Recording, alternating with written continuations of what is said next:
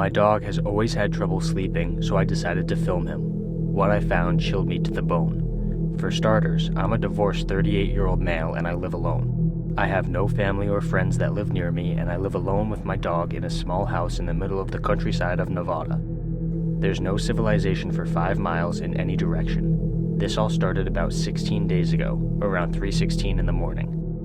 My dog Dexter started barking at such a high pitch that it almost sounded like a squeal. He rushed into my room, almost sliding, scraping the floor with his claws. He jumped up into my bed. For context, he's a very furry dog, which released his enormous amount of stray hairs into my bed, waking me up by almost choking on his soft ginger fur. I got up, tired and grumpy, as I had my 9-to-5 job the next morning. I thought nothing of it, assuming he was scared of the new boiler I put in, hissing in the attic. I closed the door and went back to sleep. The next morning, I woke up at 3:16 a.m. again to my dog screeching, a sound that was louder than I thought humanly possible. Then again, he wasn't human. I went back to sleep again, this time with my dog lying next to me. After 2 more nights of this, I was accumulating suspicion towards what was happening. I decided to set up cameras all around the house, so I bought night vision cameras, which cost a fortune, but I just couldn't deal with this anymore. Next day, they arrived and I set them up around the house. I put my dog outside my room for the next few nights, put in some earbuds, and enjoyed some sweet sleep. However, 2 nights later, my dog let out a blood-curdling scream, which sounded like nothing I'd ever heard before, not from an animal or a human. I felt a chill run down my spine as I cracked the door open for Dexter to come in. I thought I saw a shadow in the dark corners of the corridor, but my eyes skipped past it. I shut the door and opened up my laptop to check the camera footage at 3:14 a.m., 2 minutes before my dog let out that blood-curdling scream. What I saw was horrible. It made me jump out of my skin. In the corner of the room where Dexter usually slept, there was a shadow. You could see through it, but I could make out the shape of a hunched-over figure, sort of like General Grievous from Star Wars. I know that sounds batshit crazy, but the sight of a strange shadowy figure in my house really freaked me out. It leaned over Dexter, 4 arms slowly reaching down, and then tapped him on the back. At that moment, as the clock struck 3:16, Dexter screeched, howled, yelped, whatever you want to call the sound.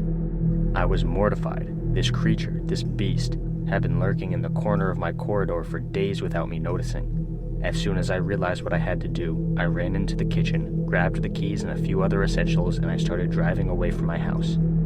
I'm writing this in a 4-star hotel in Ohio. I have had little to no contact with other people, and I don't know what to do.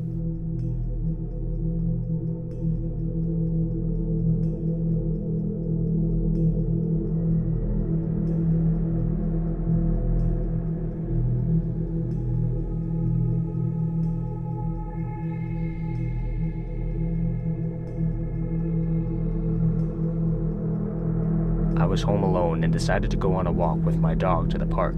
I took a seat and let my dog run around for a bit while I grabbed my lunch out of my backpack.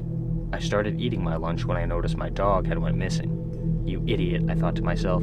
I only looked away for about a minute. I knew he was still in the park because the whole place was fenced. Suddenly, I heard his bark. He was barking continuously. I rushed towards the noise and found him barking at something behind a bush. I tried to see what it was, but I couldn't. I decided to take my dog back home, but just then I heard footsteps behind me. As soon as I heard this, my dog started barking again. I looked around to see what was there, and there was nothing. I soon got sick of my dog acting up, so I held him instead of having him walk beside me. I thought the sound of footsteps must have been the wind, as the park was covered in grass. I got home, unlocked the door, and went straight to my room. I left the door unlocked because my parents were going to be home very soon. I put my headphones on and started listening to music. Not long after, I saw what looked like a human figure out of the corner of my eye. I took off my headphones and got up.